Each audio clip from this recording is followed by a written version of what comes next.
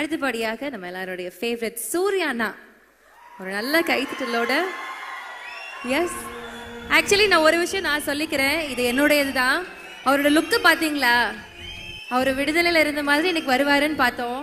பார்த்தா வேற மாதிரி ஸ்வாகா ஸ்டைலாக வந்திருக்காரு. சார் ரொம்ப அழகாக இருக்கீங்க சார். ப்ளீஸ் வாங்க, ஒரு சில வார்த்தைகள் நீங்கள் பேசிடுங்க. ரொம்ப அழகா இருக்கீங்க. எத்தனை ஆண்கள் சொல்றதை விட ஒரு பெண் சொல்றப்ப அது அவ்வளவு அழகா இருக்குது. தேங்க்யூங்க, ரொம்ப சந்தோஷம். இங்க வந்து தம்பிகளை மறந்துடுவேண்டா, ஒரே நிமிஷம் இருங்க. அதான் நான் மறந்துடுவேன். நீங்க கத்த கத்த விசில் அடிக்க இங்க சேது மாமா என்னை கலாச்சுக்கிட்டே இருக்காப்புல. என்ன மாமா புள்ள வாள் இறங்கிட்டாங்களான்னு கேட்டாப்புல. நான் சொன்னேன், மாமா எனக்கு வந்தது ஒரு 50-60 டிக்கெட் தான் மாமா, மிச்சம் பூரா எங்கே போயிருக்குன்னு தெரியல மாமா அப்படின்ட்டு. பரவாயில்ல, அந்த 50-60 பவரே பயங்கரமாக இருக்குது. அப்போ அத்தனை பேர் வந்து எப்படின்னு தெரியல. தேங்க்யூ தேங்க்யூ அன்பு தம்பிகளா. இங்கே வந்திருக்கிற விடுதலை குடும்பத்தார்கள் அனைவருக்கும், பத்திரிகை நண்பர்களுக்கும், மீடியா நண்பர்களுக்கும், அன்பு தம்பி தங்கைகளுக்கும், அன்பு ரசிகர்கள் உங்களுக்கும் எங்கள் விடுதலை டீம் சார்பாக ஒரு பெரிய நன்றியை சொல்லிக்கிறேன். இந்த விழா நாயகன் எங்கள் ஐயா நம்ம ராசா இளையராஜா ஐயா. இந்த விழா மட்டும் கிடையாது, இந்த பாடல் விழா மட்டும் கிடையாது. பாடல் விழாவாக இருக்கட்டும், காது குத்தி விழாவாக இருக்கட்டும், கோவில் விழாவாக இருக்கட்டும், திருமண விழாவாக இருக்கட்டும், எந்த விழாவாக இருந்தாலும் கடந்த 49 வருஷம் அவர் தான் ஒரே நாயகன். எல்லாத்துலேயுமே அவர் தான் இருந்திருக்காரு. அந்த வேலையெல்லாம் பார்த்துட்டு வந்து நைட்டு கை கால் வலியோடு வந்து படுத்து கிடக்கிறப்ப, அசஞ்ச அப்படி படுத்து கிடக்கிறப்ப அப்படியே எதிர்த்த வீட்டில் ஜன்னலில் லேசாக பாட்டு கேட்கும், ஐயாவோட பாட்டு. அப்படியே மெல்ல போய் அந்த வீட்டுக்காரனை கதவை டொக் டொக் 2 தட்டு. என்ன பாண்டுவேன், லேசாக அதை ஓப்பன் பண்ணி விடுங்கண்ணே, புண்ணியமாக போ, இந்த கதவை கொஞ்சம் திறங்கனேன்டுவேன். அப்படியே காற்று வந்து மேலே அடித்த மாதிரி அவருடைய வரிகள், அந்த பாட்டு வந்து நம்மளை அப்படியே தட்டி எழுப்புவோம். அந்த பாட்டு சத்தத்தை கேட்டு அப்படியே படுத்துட்டோம்டா, பக்கத்தில் ஒரு தாய் ஸ்தானத்தில் அவரோட பாட்டெல்லாம் வந்து நமக்கு ஆறுதல் கொடுக்கும். டேய் டேய் கவலைப்படாத கவலைப்படாத, எல்லாம் சரியாயிடும் சரியாயிடும் சரியாயிடும், சரியா வாங்கடா வாங்க, நல்லா இருப்பேங்கடா, எல்லாம் சரியா, வலியெல்லாம் போயிடும் அப்படின்னு சொல்கிற மாதிரி இருக்கும். அந்த வலி எல்லாம் அப்படியே பறந்து ரொம்ப தூரமாக போயிடும். அது மறுநாள் காலையில் இருந்துச்சு ஒரு தைரியமாக ஓடுவோம். பெரிய ஒரு நம்பிக்கையை கொடுத்துச்சு. அப்படிப்பட்ட ஒரு மாபெரும் இசை கலைஞன், இசை கடவுள் அப்படின்னு சொல்லலாம். உலகத்தில் இசை மருத்துவர், தலை சிறந்த இசை மருத்துவர்னு சொல்ல இப்படி சொல்லிக்கிட்டே போகலாம். எவ்வளோ வார்த்தையில் சொன்னாலும் பொருந்தக்கூடிய ஒரே மனிதர் எங்கள் ஐயா அவர்கள் தான். நேற்று ஒரு ஈவினிங் போல் ஒரு ஃபோன் வந்துச்சு எனக்கு. ஒரு IPS அதிகாரி, ரொம்ப உயர் போஸ்டிங்கில் இருக்கக்கூடியவர். பார்த்து ஒரு 3 மிஸ்டு காலையில் கால் பண்ணியிருக்காரு. நான் ஈவினிங் ஒரு 5 மணிக்கு தான் நான் பார்த்தோன்னே பதறிப்பு, என்ன ஆச்சு ஏதாச்சும் எதுவும் பிரச்சனைன்னு சொல்லிட்டு பதறிப்பு. சார் வணக்கங்க சார், சார் நான் கவனிக்கல சார், சார் சொல்லுங்கள் சார்ன்றேன். என்னங்க அந்த மனுஷன் பாட்டு போட்டிருக்காரு, என்னங்க பாட்டு சார் சாண்டு, அந்த தென்னந்தனமும் பாட்டு கேட்டீங்க, எத்தனை தடவை நான் கேட்டேன்னே தெரியலைங்க எனக்கு. எங்கள் உண்மைக்கு தொலைக்குதுங்க. அப்படி ஒரு பாட்டு கேட்டுகிட்டே இருக்கீங்க.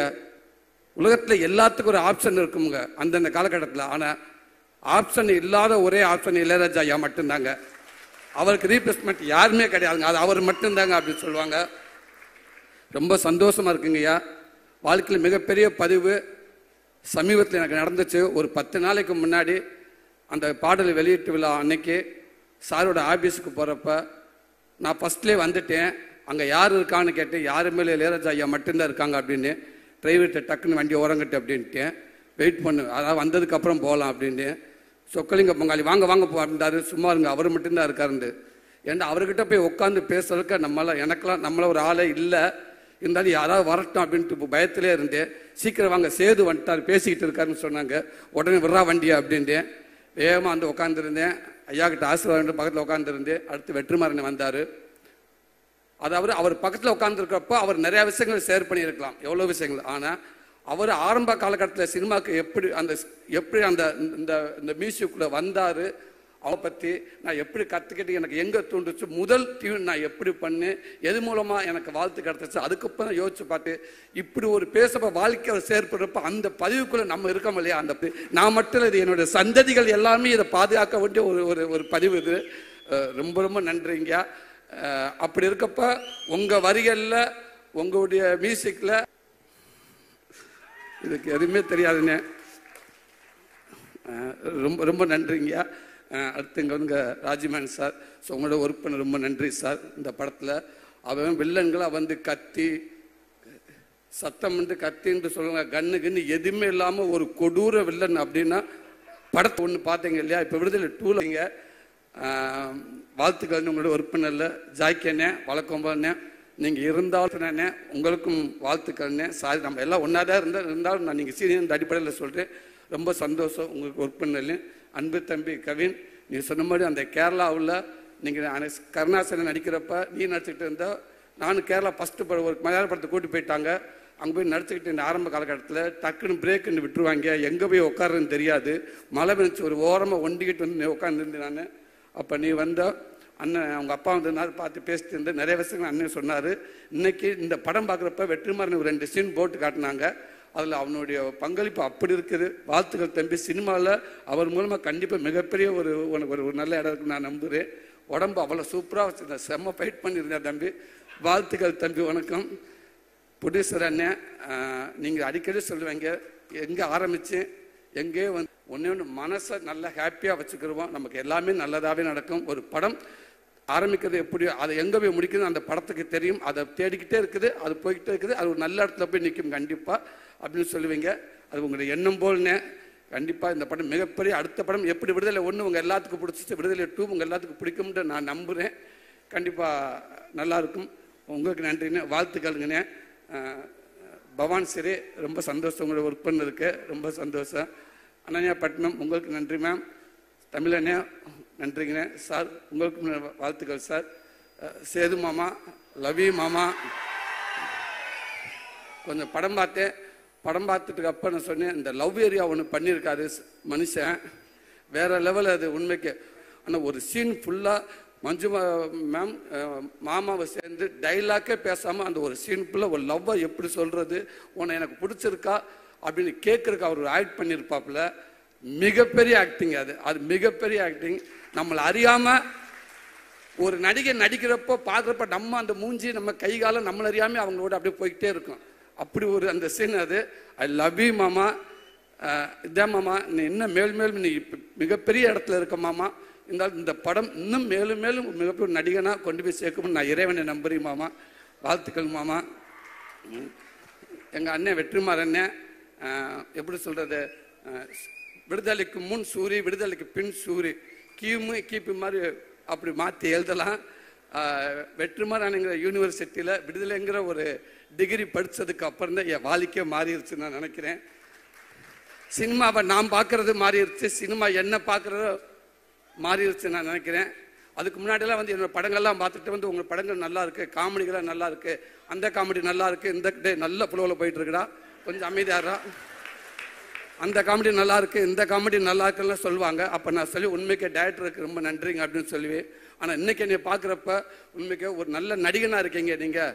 அந்த இடத்துல அந்த படங்கள் பார்க்க சூப்பராக நடிச்சிருக்கீங்க, இந்த சீன் நல்லா நடிச்சிருக்கீங்க, நீங்கள் குமரசனாகவே இருக்கீங்க. உங்களை பார்க்குறப்ப அந்த சூரியன்றது எங்கேயுமே தெரியல, குமரசனாகவே இருக்குது அப்படின்னு சொல்லுவாங்க எல்லாரும்.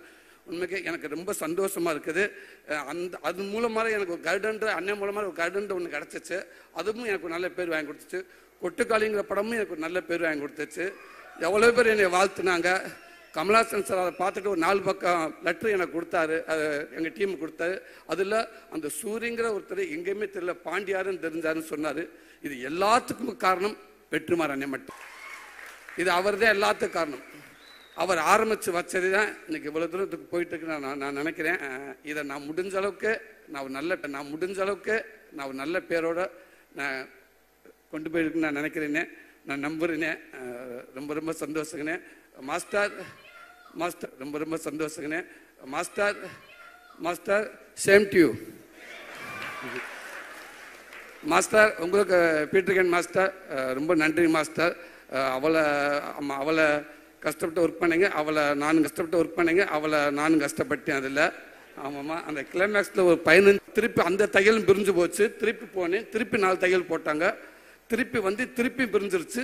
திரும்பி அங்கே போகலான்னு சொக்கலிங்கிட்ட கேட்குறப்ப சொக்கலிங்க சொன்னார், அந்த டாக்டர் கொன்னே அப்படிவா மனுஷன், வேறு ஹாஸ்பிட்டலுக்கு போகலாம் அப்படின்ட்டாரு. திருப்பி அந்த டாக்டர்கிட்ட போனோம். அவர் அப்படியே பார்த்தாரு, ஏன்னா விளையாடுறீங்களான்னு கேட்டார். இல்லைங்க இதை கேட்குறாந்த பீட்டர்கன் மாஸ்டருக்கு அவர்கிட்ட போய் கேளுங்க அப்படின்னு. இவ்வளோ வேலையில் உட்காந்துருக்க போய் அசிஸ்டன்ட் சொல்லிக்கிட்டே இருப்பேன், தயவு செய்து வீட்டில் எது போனீங்கன்னு வந்து எதுவும் சொல்லிடுறாங்கடா, எதுவும் சொல்ல வேணாம் அப்படின்னு சொல்லியிருந்தேன். அதை மீறி ஃபோன் வந்துக்கிட்டே இருந்துச்சு. சுரேஷ் நீ எதுவும் சொன்னியா? நான் சொல்லலை சார். நீ சொன்னியா? நான் சொல்லலை. ஏன் அப்போ ஃபோன் மாற்றி மாற்றி அடிச்சுக்கிட்டே இருக்கா? நாங்கள் சொல்லவே இல்லை சார். ஃபோன் வந்துச்சு சார், திருப்பி ஃபோன் வருது, கொடு. என்னம்மா ஏங்க இப்படி பண்ணுறாங்க, சொல்லவே மாட்டேங்கிறாங்க. நான் தான் சொல்லவே நான் சொல்லியிருந்தேன். உனக்கு எப்படி தெரியும்? அந்த பக்கத்து வீட்டுக்காரங்க தான் சொன்னாங்க. அவங்களுக்கு எப்படி தெரியும்? அவங்க தாங்க சொன்னாங்க, கொடைக்கானலில் மலை பூண்டு கிலோ வந்து 150 ரூபாயாமுங்க, தக்காளி 200 ரூபாயாங்க, சின்ன வெங்காயம் இருக்குங்க, இந்த கொம்பு தேன் இல்லை அதெல்லாம் கொம்பு தேனும் மலை பூண்டை வை அப்படின்னு. இதுதாங்க எங்கள் வீட்டில் இருக்க இது போல, இதுதான் வாழ்க்கை முடிஞ்சு போச்சு. ஸோ அப்படி ஒரு பெரிய நினைவுகளை கொடுத்துக்கிட்டே இருக்கீங்க மாஸ்டர். அடுத்தடுத்து உங்களுக்கு உங்க கூட ஒர்க் பண்ணிட்டு நினைக்கிறேன் master. Thank you master, thank you master.